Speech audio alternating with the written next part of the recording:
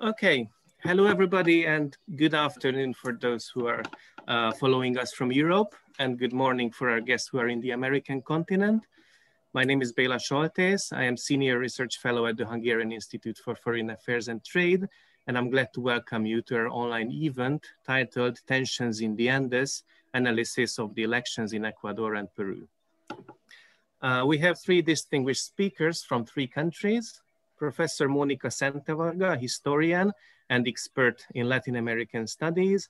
She is Associate Professor at the National University of Public Service in Hungary.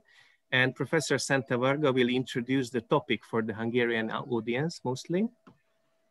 We have with us Professor Belén Espinel, a specialist in development studies and international relations, Associate Professor at the University of the Americas in Ecuador. And Professor Espinel will speak about the results of the Ecuadorian general elections and the lessons learned from the two rounds of the elections. And we have with us Professor Farid Kahhat, a political scientist who is Senior Professor at the Pontifical Catholic University of Peru and also affiliated to the Diplomatic Academy of the Republic of Peru. And Professor Kahhat will speak about the results of the first round of the Peruvian general elections and will give some remarks about the trends that can shape the second round of the elections. So in this online event, we will have the opportunity to go into details and understanding the social and political processes that have been shaping the politics of these two South American countries in particular.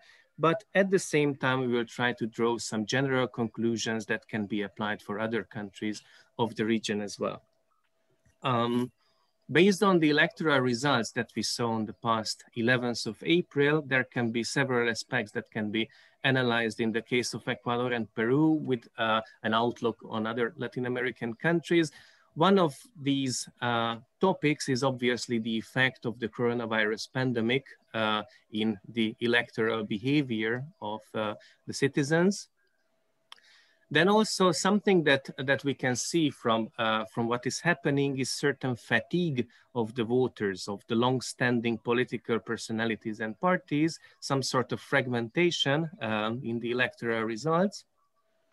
And there is a question which might be particularly interesting in the case of Ecuador, but also relevant in Peru, is the representation of the indigenous communities in politics. So in the first part of the events, we will go around these topics. We will hear three presentations in approximately 15 minutes each.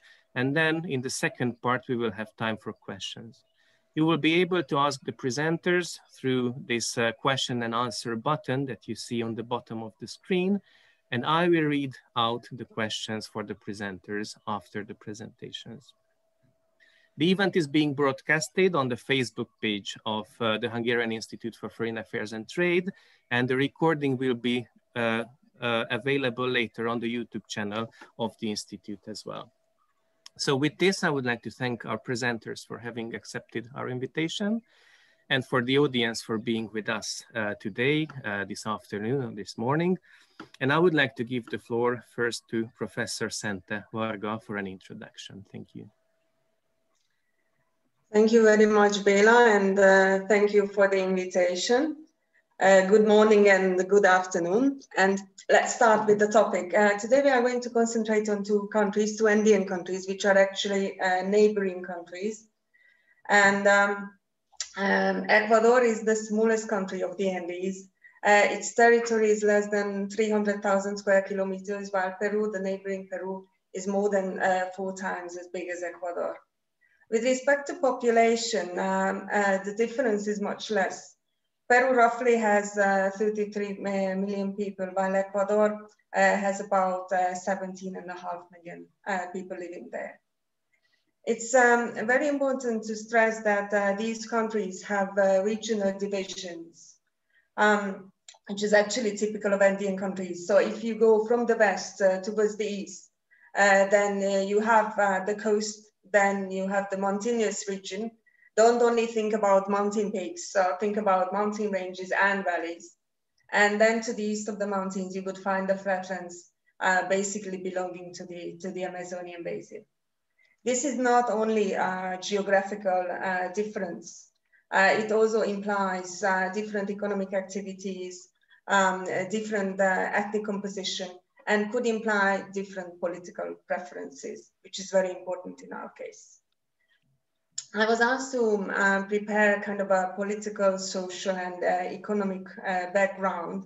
So in case of Peru, I would reach back to 1990, to the 1990 elections, which was really crucial because in the 1980s, in the previous decade, Peru had a very rough situation with respect to rising guerrilla activity, rising violence, economic problems, a very low public safety, and obviously people wanted a change. And it was very important who would be elected in 1990. International opinion thought about Mario Vargas Llosa because he was a very well-known, he's a very well-known personality internationally. But actually in the second round, people voted for somebody with very little political experience, kind of a dark horse, Alberto Fujimori. And Fujimori led Peru for 10 years. Obviously, now we can only have a quick glance at that decade, and I will basically say a few events.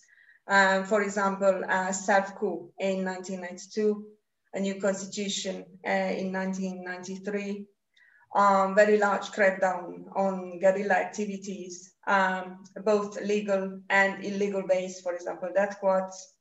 The capture of Abimael Guzman, the leader of Sendero Luminoso, and improving public security, 12% GDP growth in 1994, electoral victory for Fujimori in 1995, then the hostage crisis at the Japanese embassy in 1996 connected to the Tupac Amaru revolutionary movement, a closing down of the political alternatives, problems related to corruption, and thus we get to the 2000 elections. Fujimori ran at the elections, but according to the constitution, there were limitations with respect to the terms. So this was very controversial. Based on the official results, he won, but there were widespread rumors of electoral fraud. The opposition united against him, and due to a corruption scandal related to one of his men of confidence, Vladimiro Montesinos, he was finally forced out of power and left the country for Japan. Later on, he was captured by Peruvian authorities, and he's currently in prison for human rights violations, embezzlement, bribery, and other charges. If I go back to 2000, then there were three presidents in the country who completed their terms: Alejandro Toledo, Alan Garcia, and Ollanta Humala. But later in the second half of the 2010s, all of them got connected with corruption. Alan Garcia committed suicide, and the two other politicians were arrested. After that, Pedro Pablo Kuczynski followed, but he was forced to resign. He was succeeded by Martin Vizcarra, who was impeached. And both of these events were, up to a certain extent, also connected to corruption. Manuel Merino followed as president of the country, but after 5 days, he resigned because he was not able to keep power. And this is how we get to the current president of the country, the 76-year-old Francisco Sagasti. So what I can tell about political life in general is that there's a power vacuum. And if I take it from the negative side, then I can say that most of the politicians were found corrupt, which can talk about the presence of corruption in the political elite. If I want to take it from the positive side, I would say that these people were not untouchable, and many of them would face justice, which talks about the strength of democratic tendencies in Peru. So always the coin has two sides. Despite all this political chaos, Peruvian economy was doing quite well. Actually, there was quite a good period for Latin America between 2004 and 2014, even though growth rates started to slow down after 2010. And Peruvian economy was doing well, and actually it's still doing better than the Latin American average. So for example, in 2019, the average growth in the region was less than 1%, and Peru grew by 2%. The major economic partner of Peru is China, People's Republic of China. And China is not only interested in Peruvian minerals like copper, but is also interested in Peru as a gateway to South America, especially as a connection to Brazil, which is China's most important partner in Latin America. With respect to Ecuador, I would start in 2000 with a rampant economic crisis, which actually forced the country to abandon its own currency, the sucre, and ever since they have been using the US dollar. The Ecuadorian government could take advantage of favorable international economic circumstances, and actually economic recovery could start at the beginning of the 21st century. In those times, for a short while, the Minister of Finance was Rafael Correa, and part of this economic recovery was associated with him, and this also helped his political career to win the 2006 elections. Correa led Ecuador between 2007 and 2017. He is considered as a prominent member of the Latin American New Left, the so-called Pink Tide, and he promised an important change in the country, both social and economic change, and also a change with respect to the foreign policy of Ecuador. With respect to his steps, I would highlight some. For example, a strong commitment to regionalism. For example, UNASUR, the Union of South American Nations, had its headquarters in Ecuador. He had an uneasy relationship with the United States. The US military base in Manta, Ecuador, was closed. And I would also mention Julian Assange, who was given refuge at the embassy of Ecuador in London. During Correa, a new constitution was introduced in Ecuador, which was actually the 20th in the history of the country. And this constitution had limitations with respect to presidential terms. Later on, Correa had ambition to continue, and a referendum was organized where this limitation was actually lifted. However, due to worsening economic situation and due to the fact that his popularity was decreasing, he decided not to run in 2017. Then his popularity rating was 40%, which now would be fantastic for any politician, but in those times, it could seem a little. So he actually supported his vice president, Lenin Moreno, in the campaign, and Moreno won the presidential seat. Even though he was considered as kind of a disciple of Correa, he reversed many of Correa's policies and actually forced him into exile. So during Moreno, there was a rapprochement with the United States, which is actually Ecuador's most important trade partner. The Manta basis was reopened. The Ecuadorian leadership got rid of Julian Assange, and also Ecuador left the UNASUR and opted for the new organization, PROSUR. Moreno's popularity ratings have been rather low because of economic problems, and especially because of the pandemic management of the Ecuadorian government. So possibly these factors contributed to his decision not to search for a re-election. Now, of course, you can say that, well, these countries are so far from Hungary, so why are we talking about them?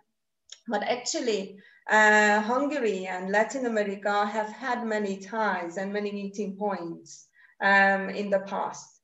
If I only concentrate on diplomatic relations, then it's necessary to mention that Hungary had diplomatic relations with these countries even in the interwar period. During the Second World War, these relations broke. And obviously, during the Cold War, it was difficult to normalize ties. But Ecuador is an exception, because with Ecuador, it was possible to reestablish diplomatic relations already in the 1940s. So it was actually the first country with which Hungary could normalize ties after the war. With Peru, it took longer, and it happened only in the 1960s.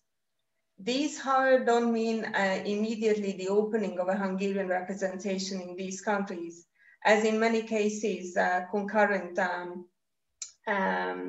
representations were used.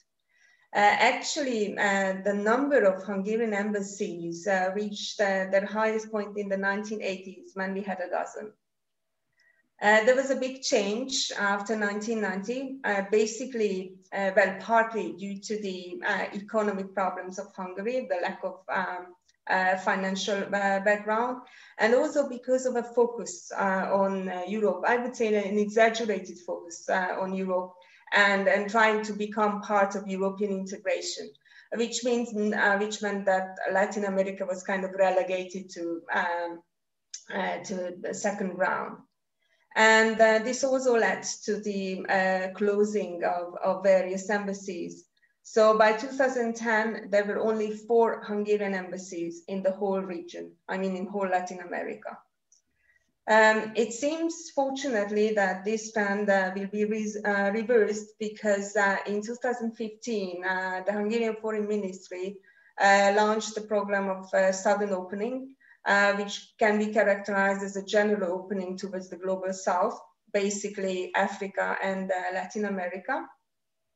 And the Hungarian embassy was reopened in Quito, Ecuador in 2015, and in Lima, Peru in 2017.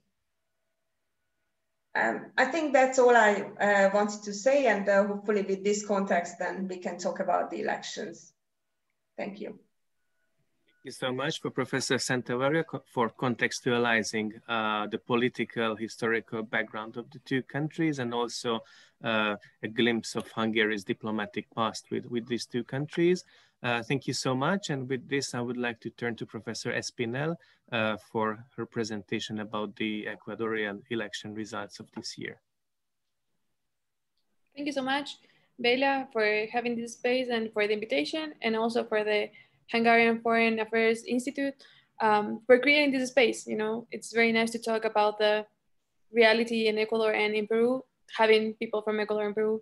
So thanks for the invitation. And I will share a small presentation, just a minute, so we can have a context. And I think Mónika did a very good job summarizing all the things that has happened in Ecuador the last couple years. So I'm gonna focus a little bit on why do we have this relationship with Correa still, and how these elections are so different for the past 14 years in Ecuador, and how the future environment it's feeling already, you know. We had elections on April the 11th, pardon. And so now with the final result, we have already different situation for the country, but still not a so positive one. So I'm gonna start with this character that you probably most have seen or heard or known. This guy is Rafael Correa, which came in 2006 as the outsider that presented a new panorama for the country. And his party, Alianza País, came to power and remained in power for the last 14 years. So we had a very stable government, sort of. He had majority in the legislative area, and I'm gonna talk a little bit more about that in a minute. And his party ran for the last 5 elections. And not only that, he won 4 out of them. So he has been in power for a long time. And this is the first time Alianza País has lost the elections. Although it's very important to say that Alianza País was born with Correa, and it depends totally on him. It is a very personal political party. It's not an organic project. And therefore, every time Correa is behind, people that follows the party vote or do the things that Correa tell them to do. So that's an important fact to know. And so in 2017, in the elections of 2017, Correa asked his vice president, Lenin Moreno, to run for power, which is our ending president right now. And I chose this picture because this is how we felt for the past 4 years. Even though Lenin Moreno came to power following a left side project, he turned to the right side very quickly, like in the first month of running. And then he did a very poor job. His government has been, I think, one of the worst ones we've had. And in Ecuador, we've had a very bad president. So that says something about him. And so he's ending his 4th year in power, leaving Ecuador with big 3 crises that it's very important to know. The first one is the health crisis, which of course became worse with the pandemic we're living around the world. But in Ecuador especially, the whole system is cracking. We are not getting enough shots. With the vaccine, which already came in the country, there's been a lot of corrupt affairs involved the vaccination process. And so his friends and people who's close to him had got the shot, even though the medical system has not get it yet, or totally not get it yet. So we have a health crisis. We have an economic crisis, which started in the year 2015 when oil prices went down, but it remained, and it's the gap between people who has money and who has not money, it's increasing a lot. Right now, we started the year with an increase of unemployment to the 6.6, and people underemployed or with a no full system employed, it's around 50%. So 56% of the people here does not have a fully job or health insurance or the benefits of a full-time job. So almost 6 million, we have 6 million more poor people around the country right now, which is very bad for the economic situation. And also we are not a very competitive country. So we are really in a very bad situation. And also Lenin Moreno is leaving the power with a governance crisis. Since his first year in power, all the decisions have been questioned or has not been very good. So actually the credibility, he started with almost 60% credibility. People was very happy that he was, turning to the right and talking to enterprises and talking to private sectors. But then he did most of the negotiations under the table with no transparency. So people start, lacking credibility. And he's closing his 4th year in power with less than 8% of credibility, which is terrible for any government. And so we went to the first round of elections with this panorama. And there is a feeling that, still the left side projects are important in the country. There is a huge concern around the environmental topics, the equality of gender. And so we had 16 movements and political parties running for power, which is a huge amount of people running. And this was the result of the first round of elections. So Andrés Arauz, the candidate that you see with the orange color there, is the one who was supported by Correa and his party. I have to say here that Correa and Lenin Moreno got into a huge fight during Moreno's government. And so Moreno took care of Alianza País party, and Correa had to create a new one, which is called UNES. And so Andrés was his candidate for UNES. which if you see in the map to your right side, all the coast region vote for him. And the coast region, even though it's not the majority of the country, it has the provinces with most inhabitants. So he got the most support. And then we have opposition, which was Guillermo Lasso. He's an entrepreneur and a banker. He's been running, it's the third time running, and I'm gonna talk about him a little bit later because he's our new president. He has been, trying to get to power the last 12 years. And in the first round, he only won in 2 provinces, Pichincha, which is where Quito is located, the capital of Ecuador, which have a very important number of inhabitants, and then Galapagos, which is very small. And that says something, people didn't want Correa to go back to power, but wasn't quite sure if Lasso was the candidate.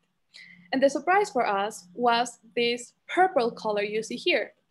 Yacu Perez, which is the leader of the indigenous movement, ran for power, and he won in pretty much all of the Sierra, all of the Andes region, and the Amazon region. But unfortunately for him, the number of people living in these provinces was not enough to get him to the second round. So there was a huge dispute between Guillermo Lasso and Yacu Perez, but Lasso went to the second round.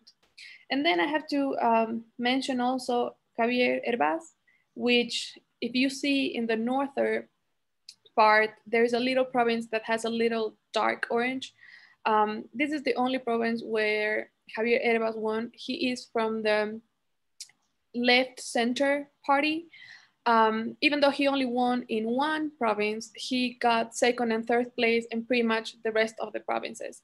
So he had a huge support, it's more a center support, and that's going to be reflected in the legislative, in the National Assembly for this period. And I'm going to show you guys that in a minute. So this was our first round. And as you see, Lasso wasn't quite showing that he was, able to win because they had a huge gap to get to power. Luckily for him, that's actually what happened. People in Ecuador doesn't feel like supporting Correa anymore, or at least to, asking for a change. So in the second round, Lasso won with 52% against Andres, who got 47, almost 48%. And there's a 5 points difference there, which show that Ecuador wanted, a change, wanted something besides Correa. Maybe not so much Lasso per se, but an alternative from Correa. So in this case, Andres still has a lot of support, especially in the coast region, as you see in the orange color, and also in 1 province in the Amazon region. Still, the coast has the most number of inhabitants, so it's still an important percentage. And this is Guillermo Lasso, which is our new president, but I have to say that he's actually not so new. Lasso gets to power with a very exhausting campaign. He's been running for power for the last 12 years. Actually, he was very present during the 90s in the political scenario in Ecuador. He actually was part of the Guayas Transit Commission. Guayas is it's the biggest province in the coast due to his economic power. So he was the CEO of the Guayas Transit Commission. He was also the governor of this province. He was the head of the Association of Private Banks in Ecuador because he was a banker. He is a banker. And he was also Minister of Economy in 1999, although for a very short period, but people still remained or think of him as a representative of the government that took us to the financial crisis in 1999. He was CEO of the Banco Guayaquil, which is one of the biggest banks in Ecuador, and actually a bank that grew up during this period, when Ecuador went to the dollarization process. Actually, he worked with Moreno for a couple of specific topics. And in his last campaign, he tried very hard to distance himself from Moreno, but still people is not really sure if he's gonna, continue this line of processes under the table, or if he's really gonna quit and do something different. Lasso defines himself as a liberal who believes in good ideas, but not ideologies, and he promised to put an end to these left-wing policies that Correa brought to Ecuador. But here, there is where the question is, the people who is worried about the environment and equality and some other topics that are very important for Ecuador right now, does not completely believe in him, because he usually says something and that's the opposite. He's a conservative guy, all his life has been, and he's very close to the ideas of the Opus Dei, which, you know, for the feminist groups is a concern. He has run 3 times for president, and this is the first time he won.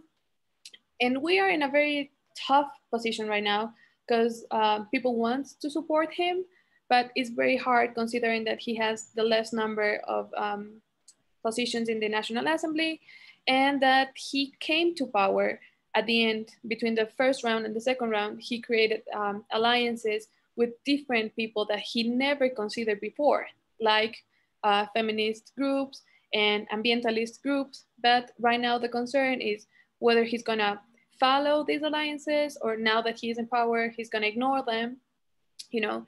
And here I wanna show you something that we have had for the past 14 years, that it's changing. And this is why it's, you know, the current electoral procedure was very hard for Ecuador.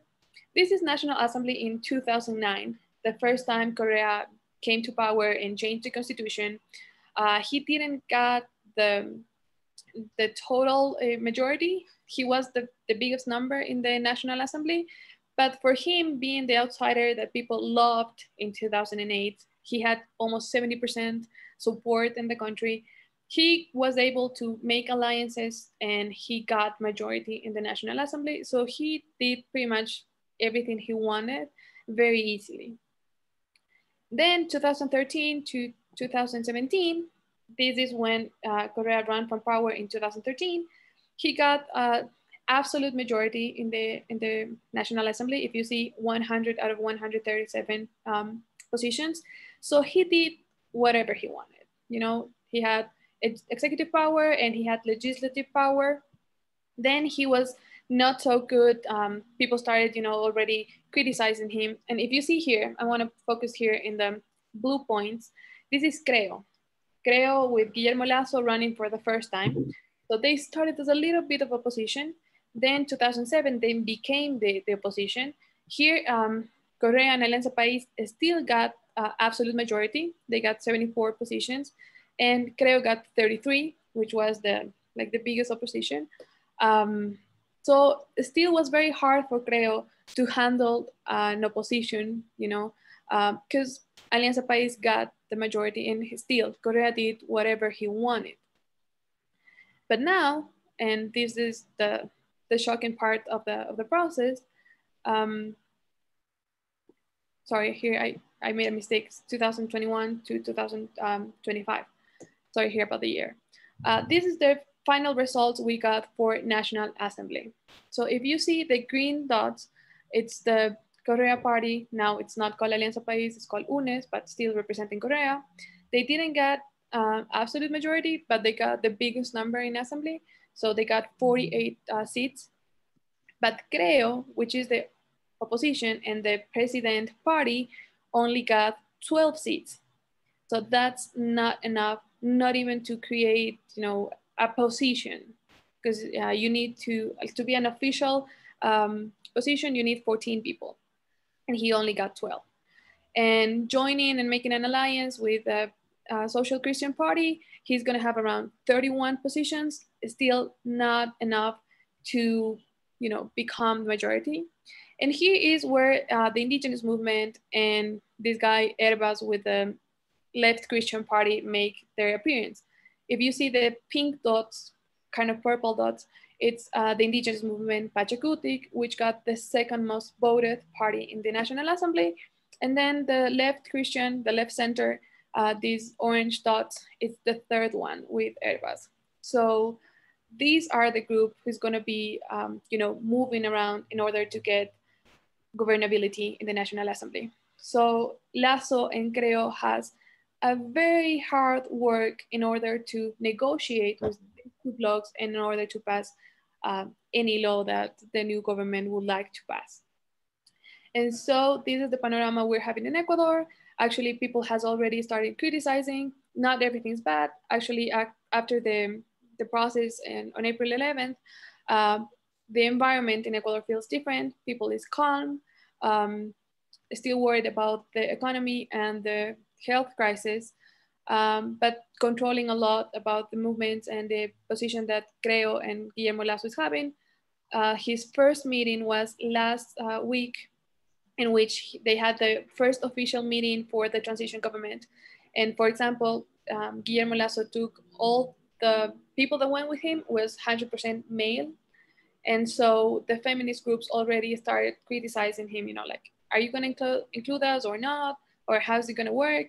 And so today in the morning, he was in the news saying that, you know, it was just a meeting, that today he's going to start by naming one of the first ministers, and they're going to be women, and that he is really, you know, trying to negotiate and dialogue with all these other movements and, you know, these necessities and worries that people has in Ecuador. But we'll still have to see if he really does it or not, because Lenin Moreno started the same, you know, we have to dialogue, and then did nothing. And so people right now is very expected in how Guillermo is going to do the things for the country the next 4 years. So we'll still have to see. And I think I'll running out of time. I think I'll put it there and wait for the questions.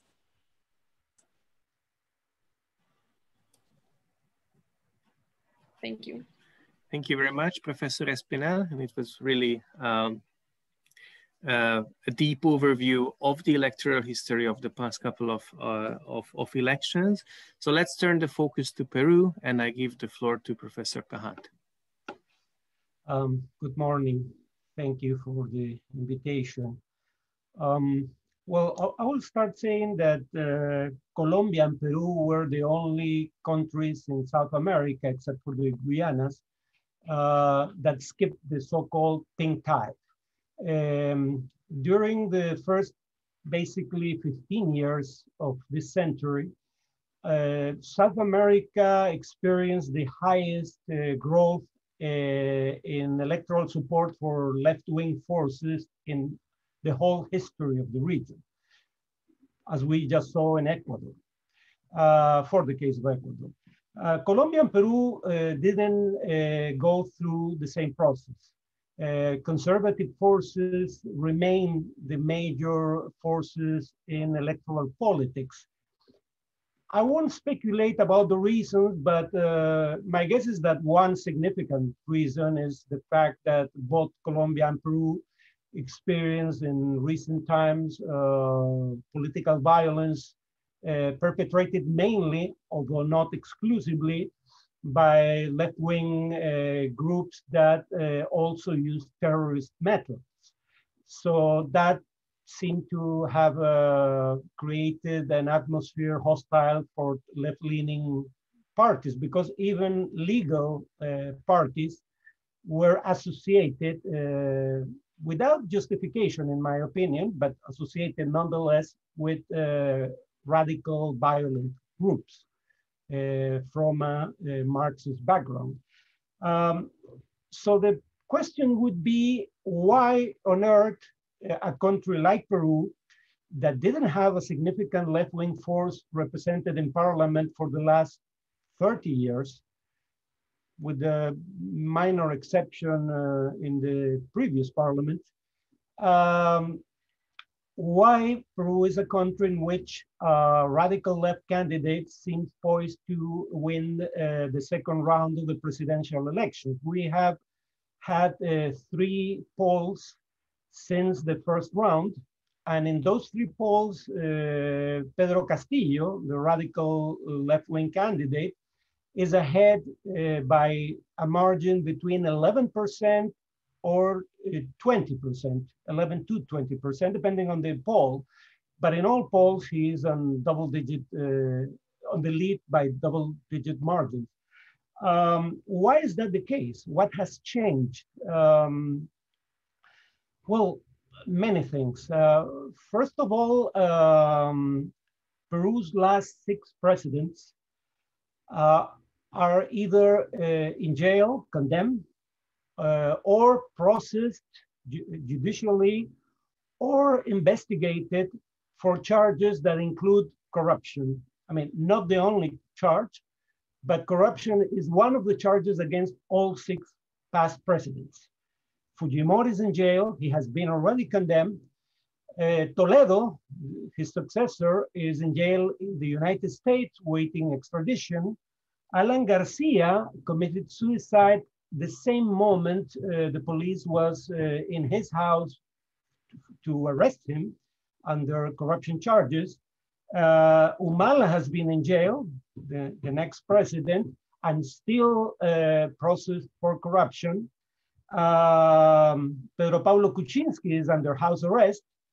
And Vizcarra, the last president before the current one, is also being investigated under corruption charges. So, I mean, 6 out of 6. I mean, except for Sagasti, the current president, who doesn't have any charges for corruption or in an investigation, but has not been in politics till the last 4 or 5 years.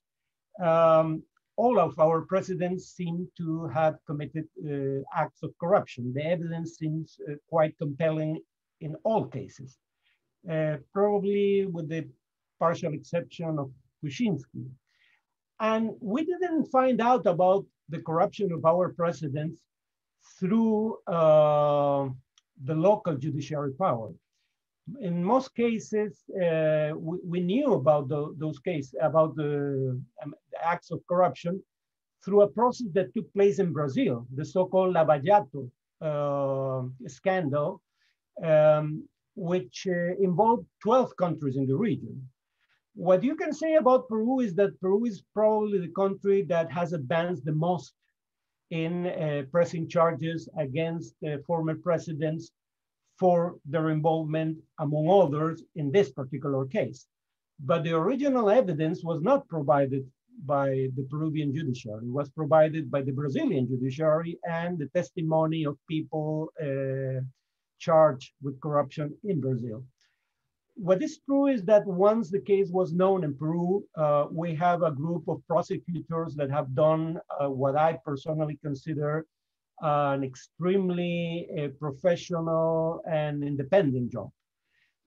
So the judiciary did rise up to the occasion, but only a branch of it, and only after we knew about the corruption among our presidents from foreign sources. Vizcarra was president at the time this process started, and it seems like his calculation was that since he came after the scandal into the presidency, this would affect mainly his opponents. But finally, he has been involved as well in these scandals. You might say maybe Peru doesn't have big levels of corruption in government. Maybe it's just that Peru has been better at prosecuting alleged offenders.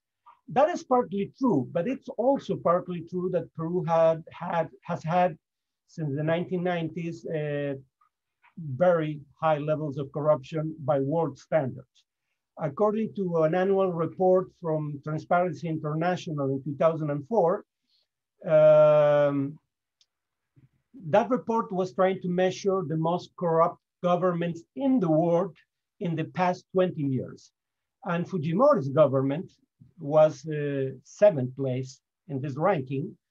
And according to Transparency International, corruption, the funds that were part of the corruption process were equivalent to $600 million, which is a quite reasonable estimate considering that the Peruvian government has been able to repatriate, to bring back to the country more than $200 million of the corruption during the Fujimori era. And we have also scandals of our own beyond the Lava Jato scandal that are quite similar. The so-called construction club was called that way, and it's the same mechanism used in the Lavallato scandal. Basically, it was companies that seemed to be competing for government contracts, but were not actually competing. We're actually concerting to distribute among them the contracts, which were higher than the actual cost of the project, and they paid a percentage of the contract in bribes to public officials. So I argue that corruption was part of the design of the regime established by Fujimori in the 1990s, that the institutional weakness of the Peruvian state can be explained as a feature, not a bug of the system, because that was the way in which big private interests could capture regulators and public entities. The other part of the problem, besides corruption being a feature of the system, is that the party system in Peru has collapsed and was not rebuilt for the past 30 years. Ecuador had 16 candidates for running for office in the last election. Peru had 18. And we have over 21 registered parties, most of which don't adhere to any well-established ideology. So it's hard for voters to identify parties that might suit their preferences, because there are so many and because their programs are so ill-defined. And you don't have what you call retrospective voting in Peru because, and this seems to be unique to Peru, the last 4 parties in government didn't present a presidential candidate in the next general elections. Peru Posible of Alejandro Toledo, who ruled between 2001 and 2006, didn't present a presidential candidate to the 2006 elections. The APRA party didn't present, which was in government between 2006 and 2011, didn't present a presidential candidate in the 2011 election.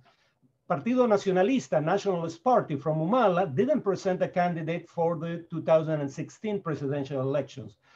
And what allegedly was the last party in government, Peruvians for Change, Peruanos por el Cambio, simply disappeared. And the party that was formed over the ashes of Peruanos por el Cambio, a party named Contigo, with you, got 0.03% of the vote in the last elections. So when you have this argument about whether it's a problem of demand or supply, which explain why we have a dysfunctional political system, I would argue that it's a problem of supply. Voters don't have any reasonable guidelines to choose, for instance, retrospective voting, which means basically that you judge parties by their performance in government. But if the party in government doesn't present a candidate for the next election, you cannot punish or reward it with your vote. So the logic of retrospective voting doesn't work. And the new Congress, which has been elected but is not yet in office, is already quite unpopular. And you might ask, how is that possible, taking into account that Peruvians elected that parliament just a few weeks ago? The explanation seems to be that actually 2/3 of Peruvians didn't vote for the new parliament. To begin with, 55% of Peruvians either didn't cast a vote or cast a blank or null vote. So 55% didn't vote for any party in this election. of registered voters. And 13% of voters voted for parties that didn't reach the electoral threshold to have a representation in parliament. So the new parliament has been elected, in fact, by only 32% of registered voters. That's how you have this unique phenomenon in which Congress is unpopular even before it starts to function, because 2/3 of the voters didn't elect it. So you might get a sense of why the Peruvian political system has become so dysfunctional. I will finish with just a few notes about the current election. How come that Peru has, in the second round, candidates that represent the most unpopular forces in Peru? If you ask a Peruvian which are the most significant political forces in the country, if you ask in polls, the most popular political forces are against someone or something, not for something. Anti-Fujimorismo in Peru is the way 28% of Peruvians define themselves politically. And anti-communism is the way 27% define themselves. And you might ask how on earth then Fujimori is in the second round again, and someone who is not himself a communist, but run on the platform of a party that defines itself as Marxist-Leninist are in the second round. Well, because of what I just said. Keiko Fujimori won only 13% of valid votes in the first round. And Pedro Castillo won only 19% of valid votes, not of votes of all voters, but just those who casted votes for parties running in the election. So, the sum of their votes doesn't reach 1/3 of the electorate. So they are in the second round because they were the least unpopular candidates, not because they have a significant support. And why is Castillo so far ahead in the second round? It seems like Keiko Fujimori, his opponent, not only has to has to deal with the heavy baggage of being the daughter of who is now a quite unpopular former president, Alberto Fujimori. She managed to build a baggage of her own, because Fujimorismo was second in the last election, in the second round of the last presidential election, with close to 50% of the vote. You need 50% plus 1 vote of valid votes to win. She was quite close of achieving that goal. Why is she now somewhere between 21 and 33% of vote of the probable vote in the second round, according to the polls?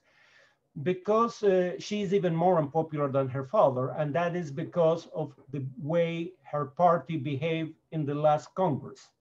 It basically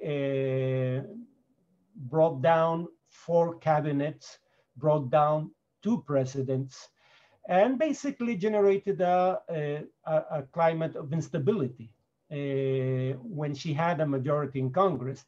And Pedro Castillo is starting to moderate his political message and doesn't seem to be associated with communism, and even worse, with the communist terrorist group we had during most of the 90s, most of the 80s and early 90s, the Shining Path, Sendero Luminoso. Actually, he won by a landslide in the areas most affected by political violence in the 1980s and 1990s. He's not perceived by voters as close to those groups. And there are good reasons to believe that even though he is a left-wing radical in many issues, he's not a Marxist-Leninist. For instance, he's an evangelical Christian. Marxism-Leninism, as you might know, in Hungary was a doctrine that, or is a doctrine that predicated militant atheism. so that's how we got to this situation. I think I exceeded my time, so I stop there. Thank you so much, Professor Kahhat. And in the meantime, I see that the questions are coming in, and I would like to encourage the audience to start using the Q&A button. I will read out the questions. Actually, the first one that I see here is very similar to one that I had on my list, so I might just merge it with mine. Is related to how the indigenous movement was behaving in the elections in Ecuador. And we have a question from David Vogel to Professor Espinel. He writes the following: first of all, since I just returned from Ecuador a week ago, please let me congratulate for how the Ecuadorian people are dealing with the pandemic, how in everyday life people cope with the spread. Compared to Hungary, a big applause how services are run. My question is, how would you explain the role of the indigenous community and their behavior in the connection with the left, if possible, compared to Bolivia, since almost 2 million likely indigenous votes were cast polled thanks to the campaign of Yaku? Thank you. And it's really close to what I wanted to understand, because there is a big enigma for me that why Lasso has been able to capitalize on the indigenous voters in the second round. Okay, thank you so much for the question, and thank you, David, for the question. It's a very good one. Actually, Lasso didn't capitalize his vote. We had almost 2 million people voting null or white. That's 16% of the population percentage, which is a huge. It's the first time actually the new was so big. And Yaku and the indigenous movement actually were very strong due to Yaku's work. He, prior running for power, he was a governor or the province of Azuay, which is at the south of Ecuador, and it's a province that is well known for its mining processes. And so when Yaku became governor, he pushed for a referendum in which people voted either against mining processes or pro mining processes. And here the huge debate was conserving and protecting water, clean water, that these mining enterprises use in order to extract minerals. And so in the referendum, people voted against mining processes, and therefore environmental movements and young people that is concerned about the environment were really strong supporting Yaku. So this is the big explanation of how he got so many voters. And actually, Yaku and the indigenous movement represent a left side of Ecuador, which is completely different and against Correa left movement, which is something really different to the Bolivian process, for example, where Evo Morales represented indigenous people and became the left power and became actually very close to Correa. Indigenous here in Ecuador have something completely different. They supported Correa in 2006 and 2008, but once Correa got to power, he didn't really include indigenous necessities in the government. And so the indigenous movement has been, separating and rethinking their own processes. And now with Yaku as a leader, they became strong again, especially after October 2019, where we had a huge indigenous strike. And so the indigenous movement reappeared again as a strong part of Ecuador. And then after the referendum for water, Yaku became very popular and a lot stronger. And actually, a lot of people wanted him to, pass to the second round of elections, but didn't happen. It was not enough. And therefore, Lasso gets to power, but his strong support is only 13% of people here. So he's going to have a huge work negotiating and dealing with the indigenous movement and the left center party in order to create governability. I don't know if that explains the question. Thank you very much. And let me just make a question which is linked to this. And I would like to have a question to Professor Kahhat, that in the big panorama that you have been speaking about, I didn't really see where the indigenous question is located. Is it not on the agenda? or is it not framed in the narratives about what the elections are about? So how come that while in Ecuador and also in Bolivia, the indigenous question is key, then I don't really see it that much reflected in the discourse that you have presented in Peru? Because indigenous population of Peru has not organized itself politically along ethnic lines. In that sense, it's different from both Ecuador and Bolivia. In Bolivia, it's interesting because ethnicity and ideology are intermingled. The movement of Evo Morales is called movement towards socialism. It's not called Pachacuti like in Ecuador, and a clearly indigenous reference. But even though it's a movement defined by ideology, it's a movement that also has support based on ethnic division, what some people call horizontal differences or inequalities. Inequalities, socioeconomic inequalities based on ethnicity that exist in the three countries. Indigenous people being the poorest and weakest politically in the respective societies. In Bolivia, you have the two elements mixed. In Ecuador, it happens to an extent, but the CONAIE and Pachacuti are defined, as far as I can see, mainly on ethnic terms. In Peru, nothing of that sort happened. You don't have, probably until Castillo, but in the case of Castillo, you have something similar to Evo Morales. Evo Morales is from indigenous descent. Everyone can tell that. But his movement is not defined by his ethnicity or by ethnicity at large.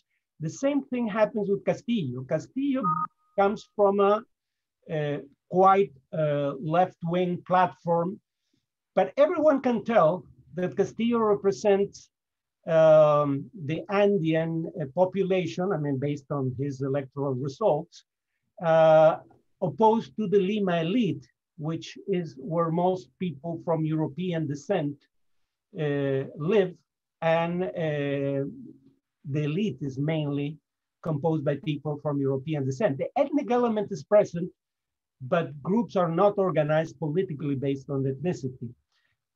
Just one more thing, Evo Morales even tried to form a branch of his party, MAS, in the Aymara-speaking region of Peru, which is contiguous to Bolivia, and it fell flat, it didn't work.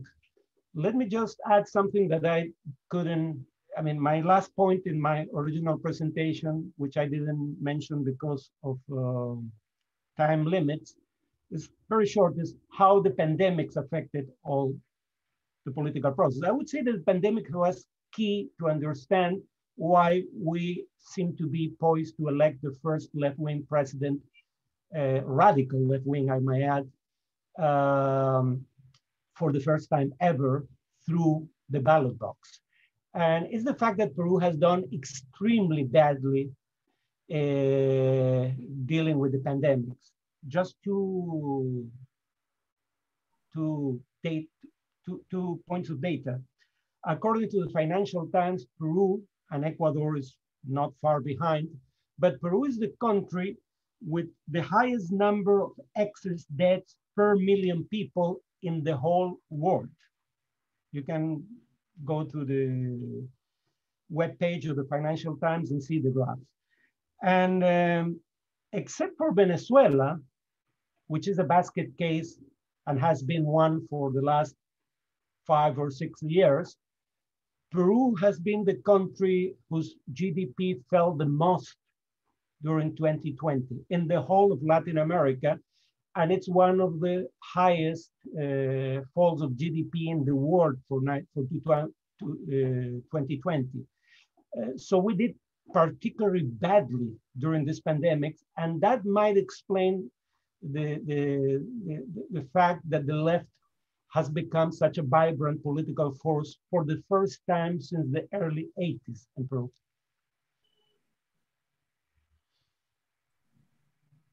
Thank you very much. I'm having a look at the questions. And I would like to proceed with 3 different questions related to Ecuador. One from Professor Sándor Gyula is the following. How much of the failure of Moreno is due to Rafael Correa? He was leaving the country at the edge of bankruptcy and with lavish projects of infrastructure, university building, etc., when the oil prices were falling. So the linkage between the lack of popularity of Moreno and the legacy of Correa. And the question that I see here from Ambassador Miklós Tamás Pacuk, you told that a lot of Ecuadorians were septic towards Lasso. How do you see he can unify Ecuadorians? What kind of measures he should take to do it? Okay, thank you very much. I think there was also in the chat a similar question, so I'll start with that one. Yes, we are very septic because we have seen Lasso for the past 12 years. You know, he's been trying to run with different candidates. He's been trying to get to power with different vice president options, but he always turned to his more conservative, right-sided mind that he has worked always on. And so people right now is thinking, okay, Lasso was the only option against Correa, you know? And so people voted against Correa more than for Lasso. And so what people is waiting is action. Because the same happened with Moreno, you know? Moreno came to power with Correa, but just after a month, he changed everything. And he tried to negotiate from Correismo and the left side of the left project that he came to power with. And he started, for example, he had this phrase, Ecuador de la Unión, you know, Ecuadorians for the Union, or the Union of Ecuadorians, and the Union and the Pact for Ecuador, in which he included all the private sectors that Correa didn't care for. But then the problem with Moreno was that he was not transparent at all. And he did so much work under the table. There were so many corruption cases the past 4 years that people just started, you know, disliking his government. And people is afraid that Lasso is going to be the same, because Lasso was also part of this pact with Moreno. And so Lasso is inviting us to dialogue, which is great, you know, bringing all the people in to talk feels great. But if you don't see action, if you don't see changes, then it's not worth it. And so in order to change that, Lasso, I think it has to be very smart in order to include in his cabinet people from the indigenous movement, people from the centered movement, people that is, you know, concerned towards environmental issues, gender equality, boosting the economy. I think that's going to be one of the major topics. And so if Lasso start, you know, doing some stuff, getting action, and proving that he's, you know, keeping his word, then people is gonna be fine and support him. But if he doesn't, then it's not gonna happen. I told this example, you know, last week in the first official meeting, he took only males with him to the first meeting. And so the feminist groups started asking, is this how the government is gonna work? And so today he went as a first public interview, saying like, no, I am considering women, especially for the social services and the social sector. So wait until I create my whole cabinet. So we'll see. We still don't know. We hope, and I really hope that, you know, he starts creating action more than talking. And also he will have to do it because he gets to the National Assembly with only 12 people, which is not enough, not even to, you know, be against the law. So he will have to, you know, give a little bit of power and create this consensus in order to have governability. And then related Sorry, to I just see another question coming in from former Ambassador Edith Bucci-Sabo, which is related to this one as well. So she is asking whether there is a real willingness from Lasso to engage the indigenous communities on the side of the new government. So one thing is political rationality, but do you believe that actually Lasso wants to do that? And then also the other question on the legacy of Correa. So we are just, bombarding you with questions. Thank you. I am not quite sure if he wants to, but he will have to. And we will see that in the National Assembly. Prior or right before May, which is the new government entrance, you have to choose the president of the National Assembly. And usually you choose it from the parties that get the most voted. And Pachakutik and the Indigenous movement got the second position. So the left center parties and the Lasso party is thinking to give the president seat of the National Assembly to one representative of the Indigenous party. If this happens, this could be a clear, representation that he's willing to give this power in order to govern for the next 4 years. But we'll still have to see. And then to finish this, Moreno's failure in part was part of Rafael Correa legacy for sure, because Correa left the government almost bankrupt. We were in such a huge debt in 2016, but these 4 years have been awful for institutions in Ecuador.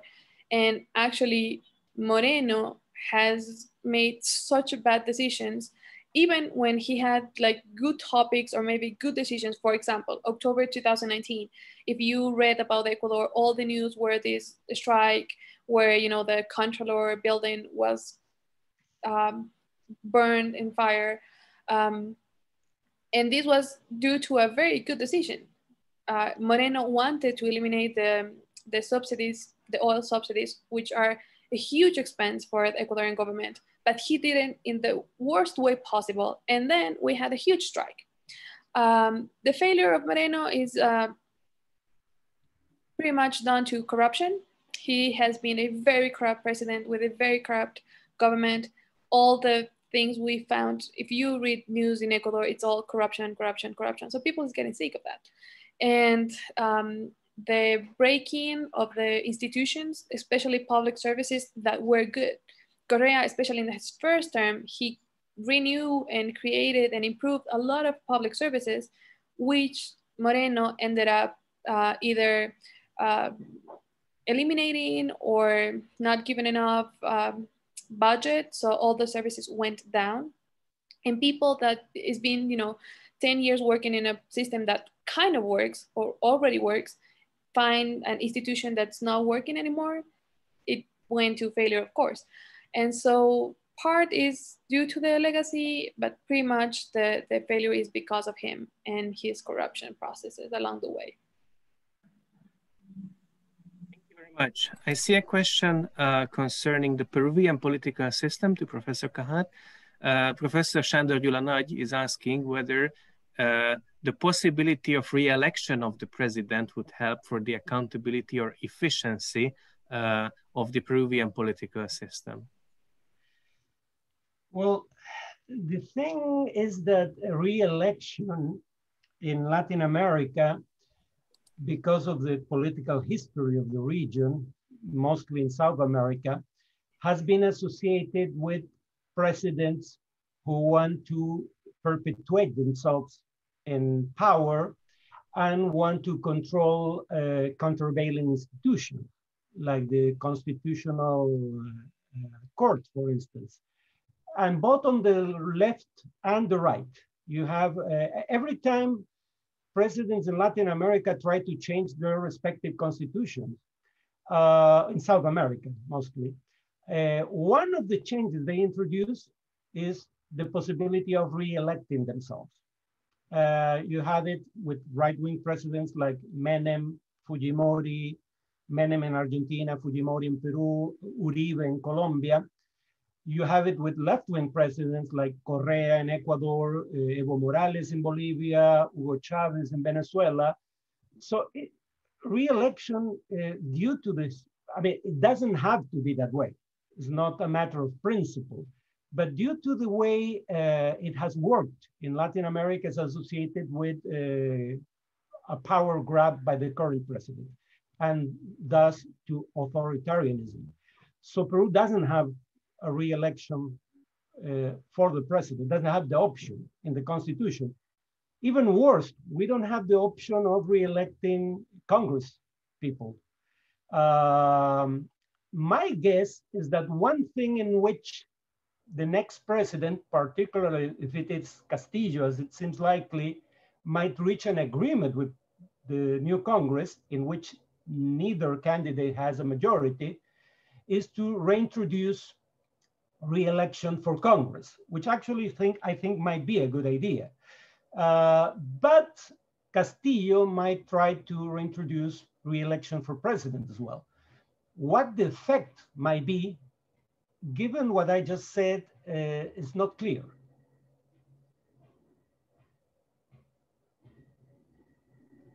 Thank you very much.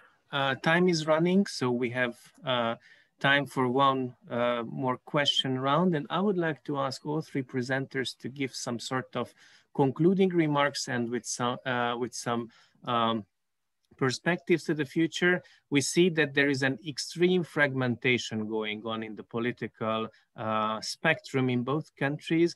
Do you believe that that kind of fragmentation between options and that kind of difficult governability is something that is part of a trend and is something that can be expected to happen in other countries of the region? So that kind of diverse options, none of which really have a solid majority, is something that can be expected to happen in the elections to come, for example, in Brazil or in Colombia next year.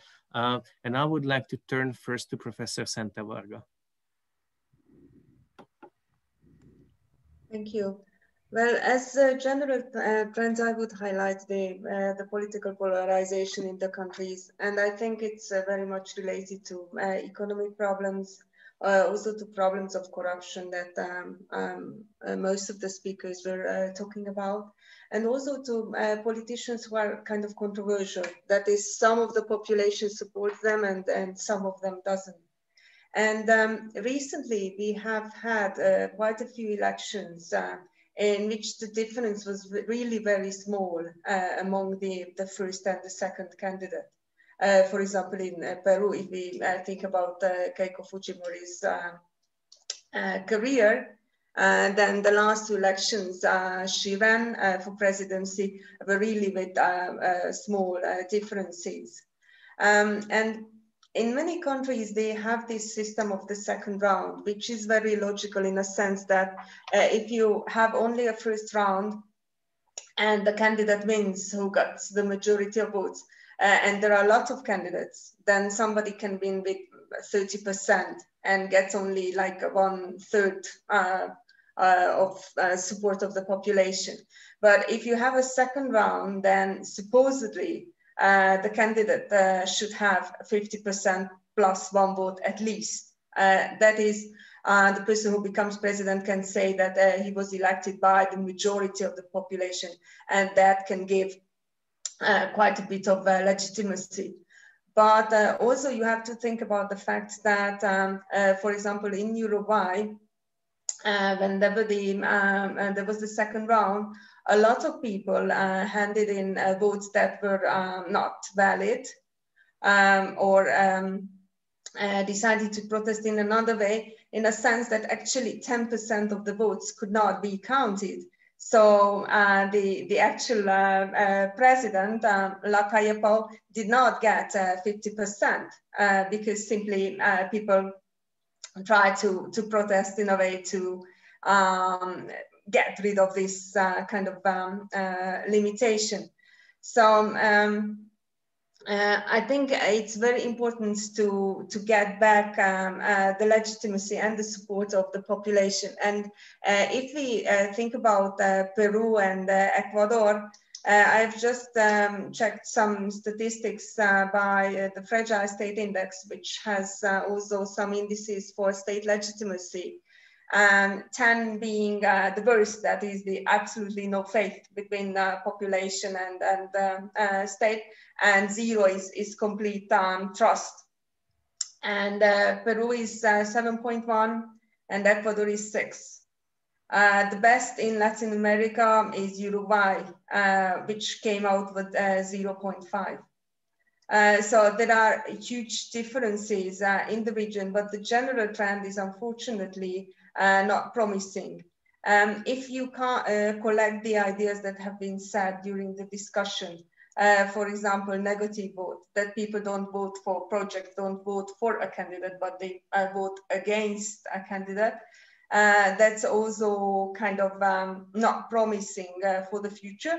Although, as everything, this coin also has two sides. If you vote for somebody because you don't want to vote for the other, that means that you don't have so high expectations with respect to that particular government.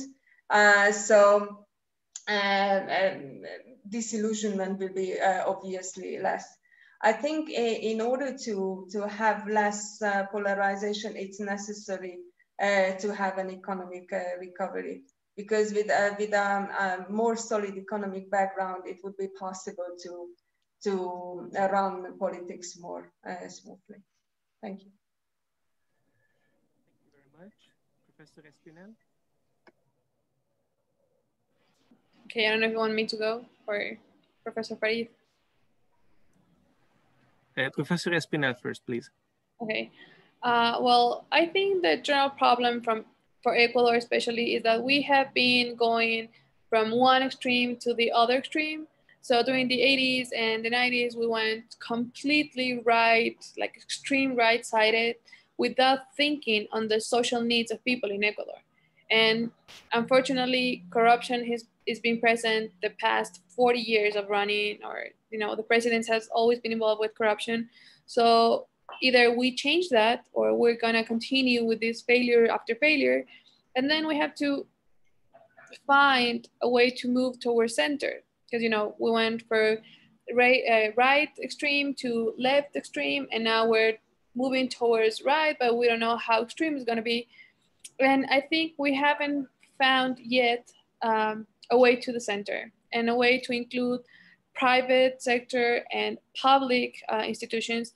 Because one thing I noticed in Ecuador, and is one of the problems besides corruption, which is our major problem, is that people who is from the right side think the public sector is the enemy and shouldn't work. And then people from the left side think private businesses and private enterprises are the monster we have to kill, which are not. You know, either public and private start learning how to work together, or Ecuador is just going to be a continuous failure.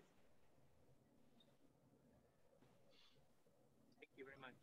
Professor Kahhat? Yes, concerning the question of whether Peru might be a forecast of what might happen in the rest of the region, I would say, fortunately for the rest of the region, my answer would be no.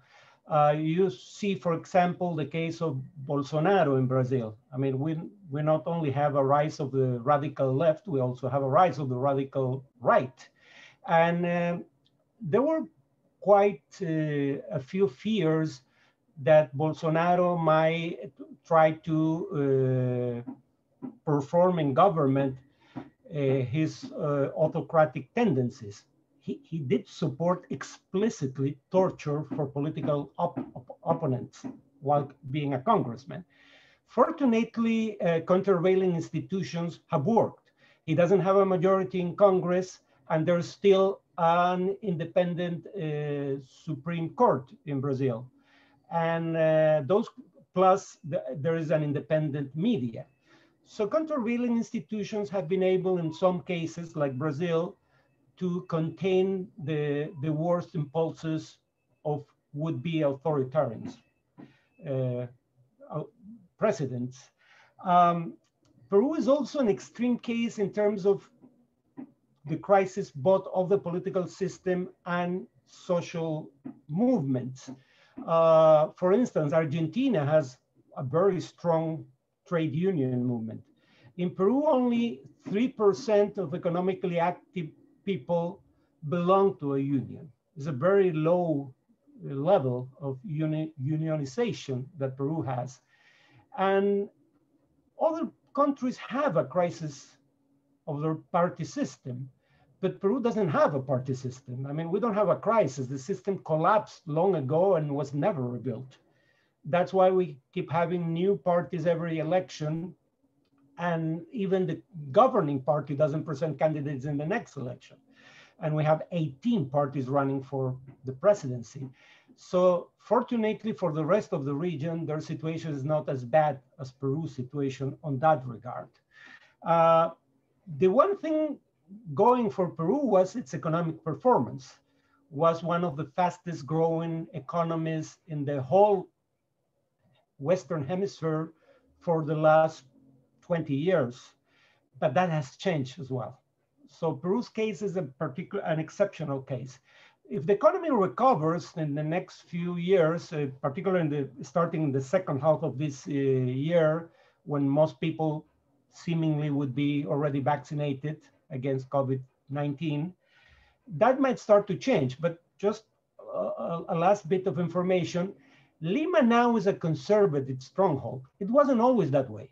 Lima, the capital of Peru, was the first capital city in the whole Western Hemisphere to elect a socialist mayor in the early 80s. With the economic benefits of the liberal economic model is that Lima became a conservative stronghold. I don't think that this is just a matter of economic determinism, but it seems to be one important factor. Once the economy started to perform as poorly as it is now, suddenly you also have a strong base of voters for left-wing candidates, even in regions like Lima, that were those that benefited the most from the liberal economic system.